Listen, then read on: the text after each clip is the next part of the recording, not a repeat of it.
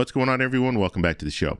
So 800,000 Republicans showed up to vote early for the runoff in Texas. We're going to take a look at this. We're going to talk a little bit about this because that's a huge number. So you have Republicans that are out there and they're ready to vote. And I think back in March, I think the primary, March 3rd, you had about 2 million people come out to vote for either Cornyn or Paxton. But now we're looking at 800,000 already, and that's before the election. So we're going to take a look at a local news outlet, and then we'll talk a little bit about this. What do we think is could potentially happen in this election today? So we're going to do all that in this video, but first off, you guys can do me a favor. Please like the video. If you're watching this video and you want to see more content like this, please consider subscribing to the channel. Tomorrow is election day for both the Republican and Democratic primary runoffs. There are only a few races on the ballot, but they have huge statewide implications, especially in the Republican primary. The biggest race everyone is watching is the fight for the U.S. Senate Republican nomination between John Cornyn and Ken Paxton. The two are campaigning throughout the state as President Donald Trump tries to influence the election. Capitol reporter Dylan McKim reports. More than 800,000 Republican voters cast a ballot last week. That early vote. Wow, 800,000, that's a lot. Trying to think in March 3rd. I think they got up to 2 million, but that was for, obviously both candidates. This is just a runoff. So before you had a primary where you had a lot of different races going, so you had more people showing up to vote, but 800,000, that's still a lot for a runoff. Voting number far outpaces recent runoff elections in Texas. It's a possible reflection of a hotly contested battle for the U.S. Senate. We deserve two senators that represent the values of Texas. Attorney General Ken Paxton carries momentum into the runoff after President Donald Trump endorsed him last week. On Saturday, incumbent Senator John Cornyn told us he remains hopeful. In the end, the only people that get to vote on these elections in Texas are Texans. But on Sunday, President Trump attacked Cornyn, saying Cornyn was disloyal to him. Paxton believes it's time for Cornyn to step out of public office. Can you name one good accomplishment of John Cornyn in those 42 years? Cornyn argues he has a better chance of beating Democratic nominee James Tallarico and retaining the party's control over Texas. Were we to nominate somebody with the baggage that he brings into a general election, I think all that would be at risk. Republican voters will also decide who they want to replace Paxton as Attorney General, a race filled with attack ads between State Senator Mays Middleton and Congressman Chip Roy. Roy arguing he's the candidate with the right experience. You need someone who understands the job and knows it well.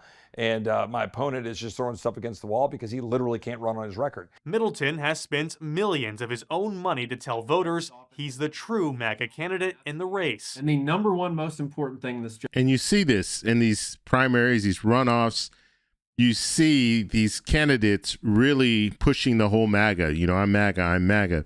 Now, in a general election, they're going to have to back off that. They're going to have to try to come to the middle in order to win. Well, in Texas, it might be a little bit different. But in other parts of the country, you're going to have some of these same Republicans that are saying they're MAGA, they're MAGA. They're going to pull off that because the policies of the current White House, it's just not working. I mean, things are not good when it comes, and people know this. People know because they go to the store, they shop, they go and buy gas. They know that things are not good. And with this current situation in Iran, we don't know when this is going to end. They're, they have a deal, they don't have a deal, they have a deal, they don't have a deal. And so people are looking at that and they're feeling like, you know what, this is never ending. We're never going to get out of Iran, and we're just going to have to continue to pay more at the pump, pay more in the grocery store.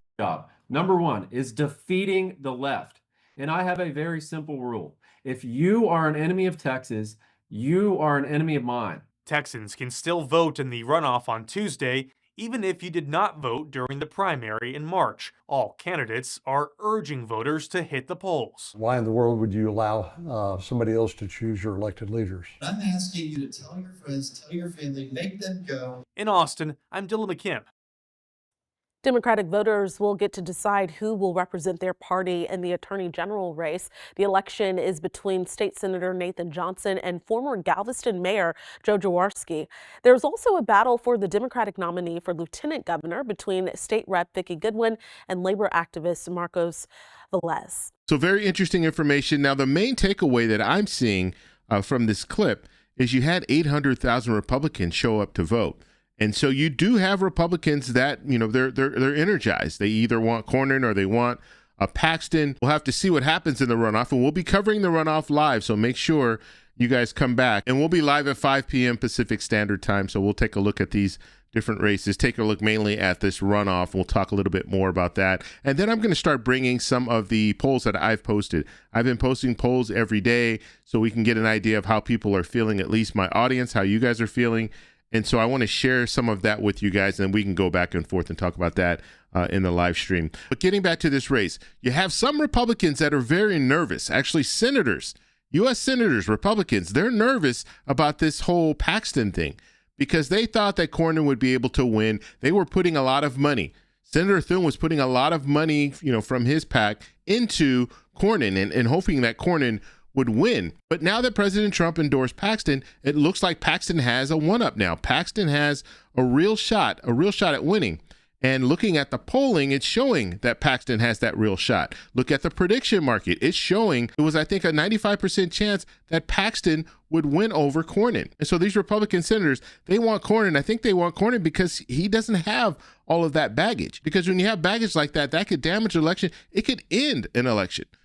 And so we'll have to see how it plays out. I want to know what you guys think. Who do you think is going to win? Do you think Cornyn will win? Do you think Paxton will win? Let me know in the comments below. If you like this video, please give me a thumbs up. Please subscribe for more. And remember, stay informed, stay engaged, and I'll talk to you in the next one. Bye. So that's all we have for this video. Make sure if you guys want to send me an email, you can do that, david@thetecshow.com. Like the video, subscribe for more, and check out these videos over here for some more great content. Talk to you later. Bye.